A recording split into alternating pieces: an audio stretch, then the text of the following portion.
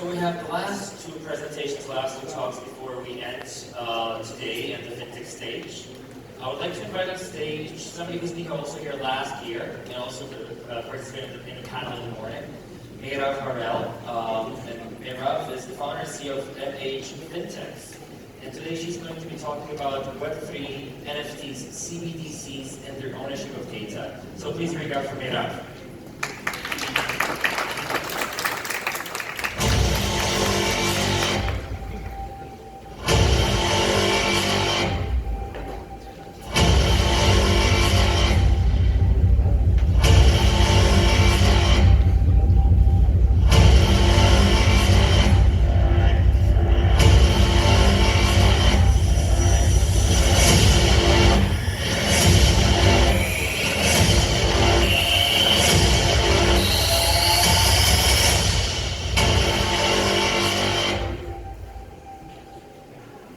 Hi everybody, what an interesting intro. It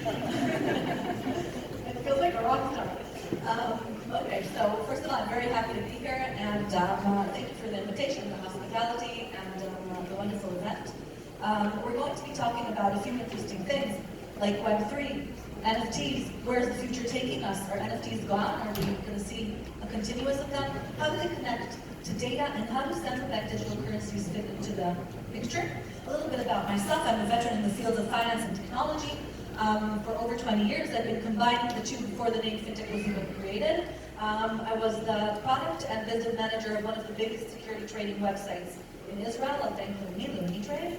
I'm a director now at one of the biggest investment houses. I was COO at a few blockchain companies, international ones, some of them very well known. I teach at the MBA program, and I was awarded a few prizes, one of them a few months ago as one of the 36 women revolutionizing crypto in the world, and 2 years ago as one of the leading women in one of the 100 leading women in blockchain in the world.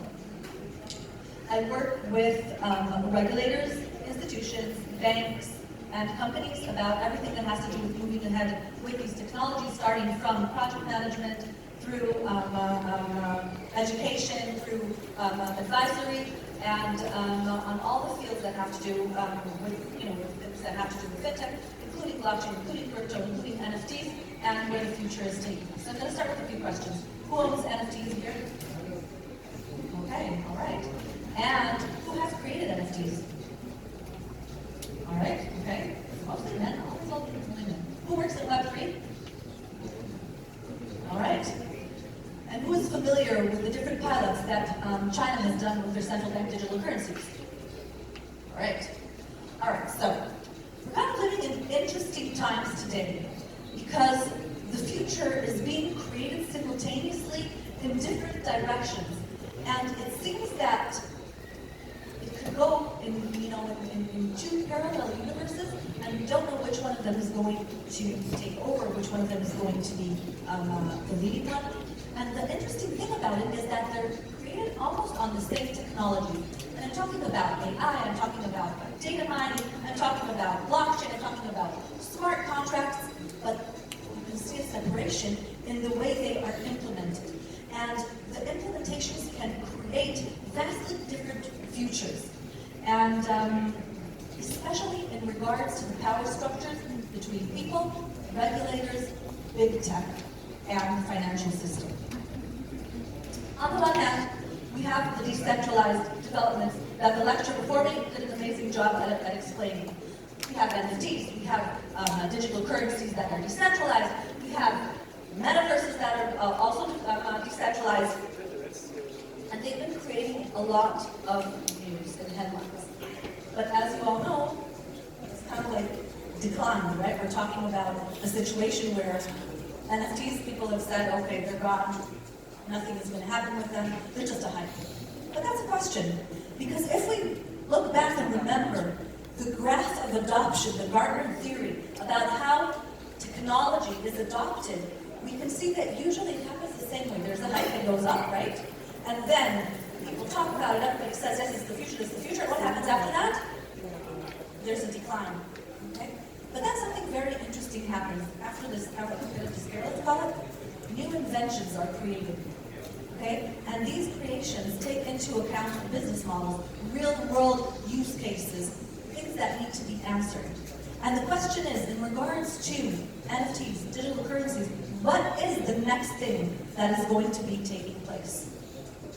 So in order to understand them, especially if we're talking about what's the future of NFTs, we need to understand what they are. And I think the simplest way to explain them is certificates of ownership that are kept on the blockchain. Now, the ownership could be of something that is digital, like a picture. We've seen a lot of art being kept on NFTs. Or it could be something physical, and you have examples of houses now being ownership of houses with NFTs. We're going to see a few examples of this.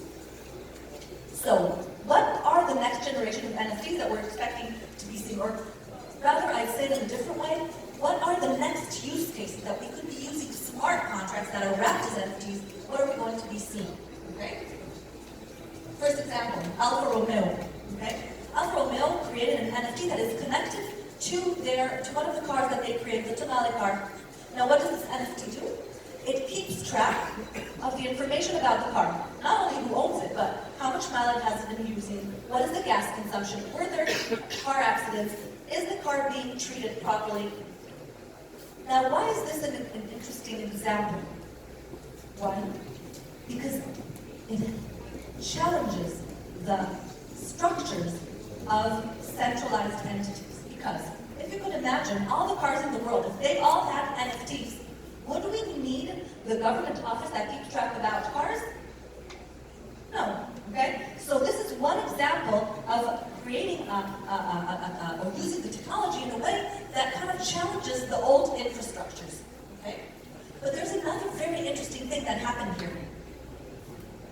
One of the things that smart contracts wrapped in NFTs enable is the payment of royalties to whomever created the NFTs. Now, what did Alfa Romeo do? They actually created the potential for themselves to get a new revenue stream. Why? When you think of yourself as a car manufacturer or any company that is creating and selling products, when do you get money? When you first sell it. What happens to that product when it's sold for the second hand and the third hand? Do you get anything as a producer? No, that happens on the secondary market. You do not get anything from it. But if the product that you sold has an NFT, and every time that it switches hand, you know about it because there is a smart contract, you can program in that smart contract the ability to create and get revenue. That means that Alfa Romeo has actually created the ability for themselves to create a new revenue stream that they'll be getting money every time that the car changes hand, the second hand, the third hand, the fourth hand. Okay?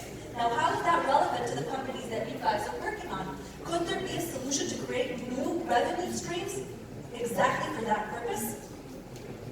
So that's one example. Second example, how can we see the next generation, or what can happen in the next generation of NFTs? And I brought here two examples of two companies that are actually creating NFTs, and what is the underlying asset that they're following? Flights. And why are they doing this? They're creating a secondary market, okay? Like an exchange. Now think about it. If you wanted to buy flight tickets now, for a few months from now, is the price going to be high or low? Pretty low, right? And as close as you get to the flight, what's going to happen to that flight price? It'll go up. Not only that, we could be buying tickets for a flight in a year from now, and if to the location that we're buying the ticket, there's going to be a big show or a big event, okay, like what we're at right now, or even something bigger, what will happen to the price of the flight tickets? They will go up. So why can't people invest in this kind of asset? And these two companies are doing exactly that. They've created NFTs that follow the prices of flights. Each flight gets an NFT. And people that buy it can actually create for themselves a new asset that they could be making money off. Okay? So, could this be another use case of NFTs that enable creating a secondary market for products that were not able to trade in them until now? But I think that the most interesting use case that could be used for NFTs is dealing with the disequilibrium of data, okay? And I don't know how many of you are aware of this, and we kind of talked about this in the panel this morning for whoever was here. We, as people, are generating, and also as companies, by the way, are generating a lot of data. Where is that data stored? Do we have control over it? No. Where is that data monetized? In our hands? Can I go and sell my data and get the money over it? No.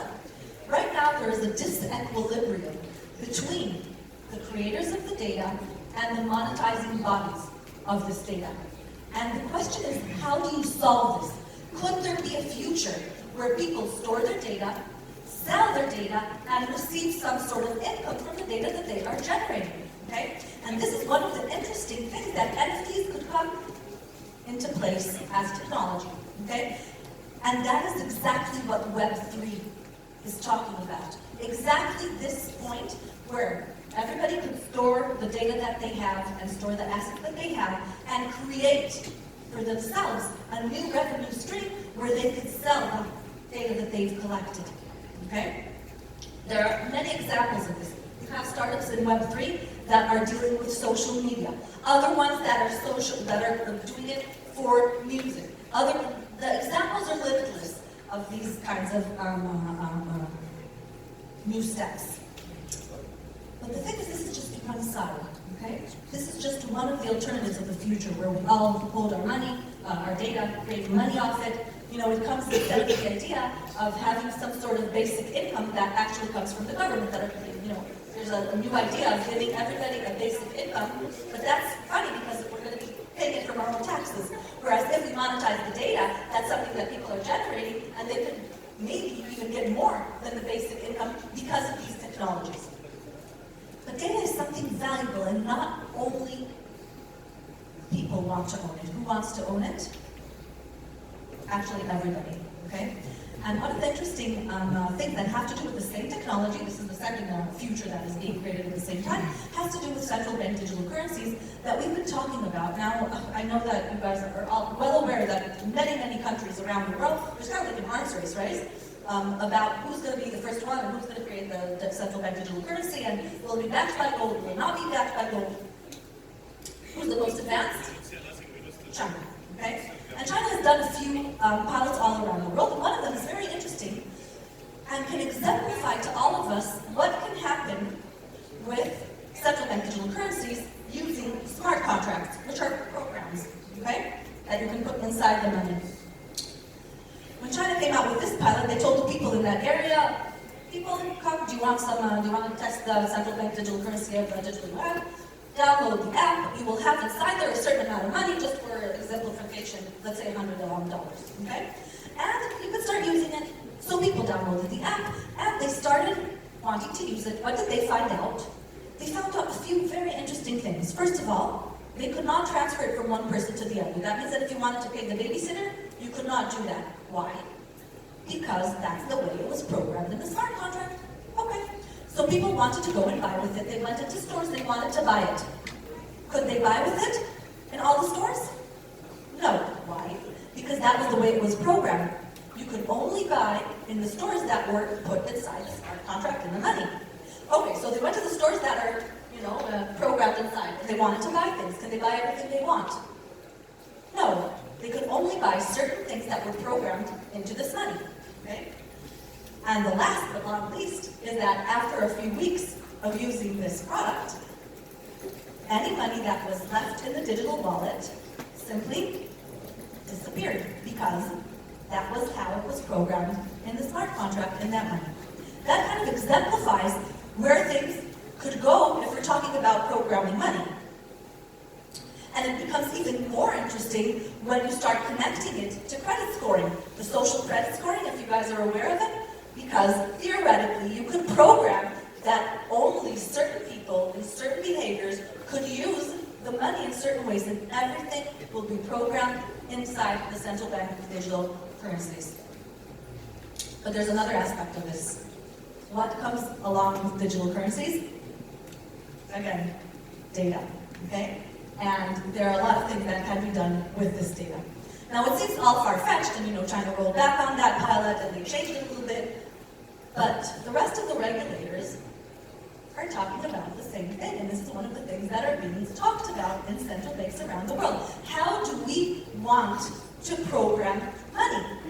Okay? Now, this is the question that it comes to value systems, comes to anti-money laundering, but where are the borders? Where do we as humanity want to be in regards to the smart contracts that we're putting inside the money that we use? So it's interesting to see how there are a few futures that are being created in parallel. On the one hand, more freedom, more monetization by people, and on the other hand, we can see where things can go because of the same technologies. They're the same technologies, the same smart contract, the same AI, the same data usages, but the implementations are vastly different. And they affect each and every one of us, both as people, both as regulators, both as companies, and the power structures that are being created by these two implementations are vastly different. And this is one of the things that we come in and help advise regulators and companies and banks in moving ahead exactly with these things, with these dilemmas, and creating what the companies want to be creating. And how will the future look like when the dust settles? Well, I think that depends on each and every one of us and what we are creating individually and as a group. I would like to add this little talk with a nice quote from Gordon Moore, one of the founders of Crypto, that said that change has never happened this fast before, but it will never be this slow again. Thank you.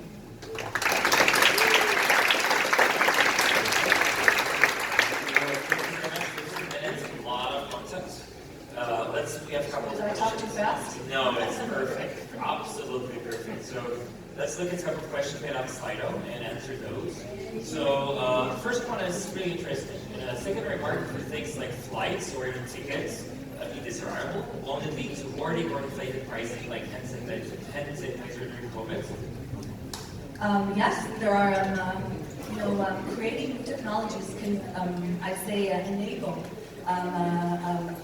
one step, another step, another step, and you don't necessarily know if, where things are going to be going, and people that are creating these solutions will not necessarily even realize where they're going, okay? I mean, if you look at Bitcoin as an example, when it came out, I don't know if they already thought about the implementations of NFTs and smart contracts and everything. Probably not, right?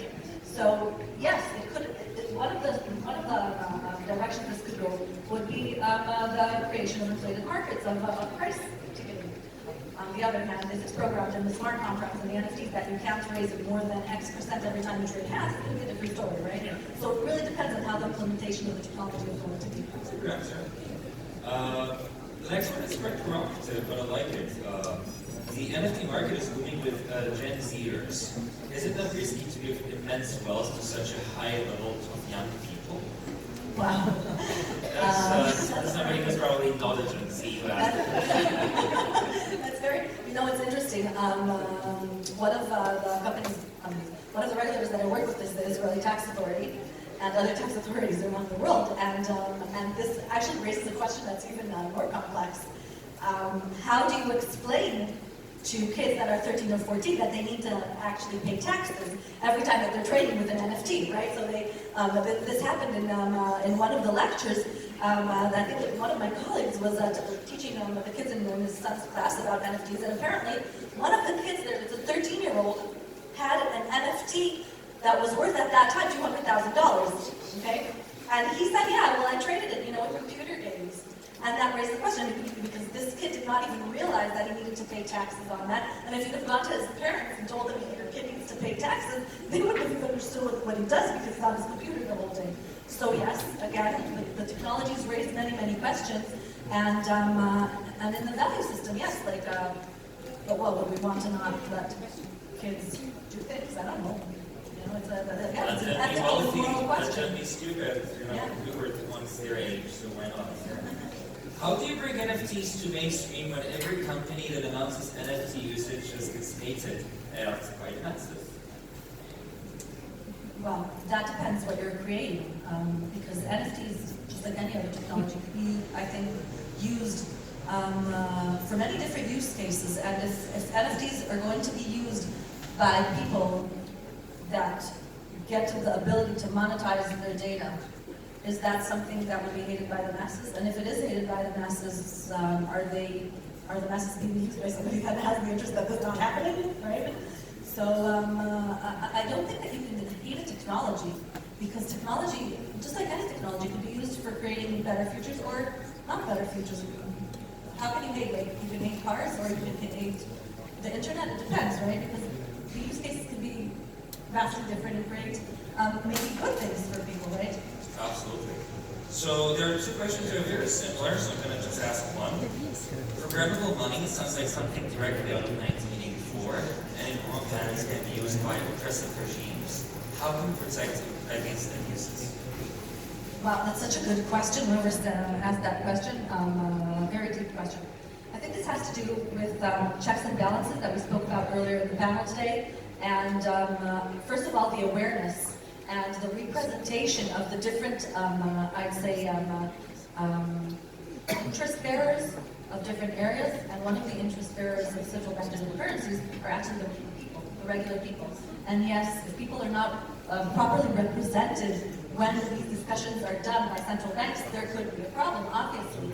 Okay? And that's something that if all of us are aware, and if all of us understand where things are going, and if all of us kind of like realize that this is an alternative, and we're aware of it, and we're very careful, and you know, then yes, that could be something that I hope in democratic countries can be stopped, and in other places. That's why decentralization is, by the way, that's why decentralization is so important. Because what's the difference between these two venues? They're using the same technologies. What are they not using the same? The decentralization ideology. When too much power is in one hand, that can create historically problems. Whereas if it's decentralized, you have a lot of forces affecting it. So Meirav, last question, and a super quick answer. What do you consider to have more potential?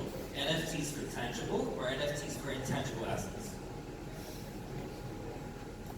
Obviously, it's much easier to do it for digital assets because you know it's easier to create NFTs because everything is connected. One of the issues of creating NFTs for physical products is how do you mark that the product is the real thing and not something else? Why do you put a QR code? There's a lot of different kinds of solutions, but it's kind of like taking a physical item and digitalizing it to recognize that it's one of a kind. Okay? And that took a lot of, I've seen a lot of different startups trying to solve that issue, but it's not that simple. In cars, it's easy. You have a registration number, you have an engine number. Those are things that could be done for houses. They can't be moved from one place to the other. But other products, it's a little bit more difficult. But the moment that this will be solved, the use case is very, very interesting because it's going to disrupt a lot of centralized government agencies that keep track of these things. Meirav, thank you very much for your presentation and for your talk. Thank you.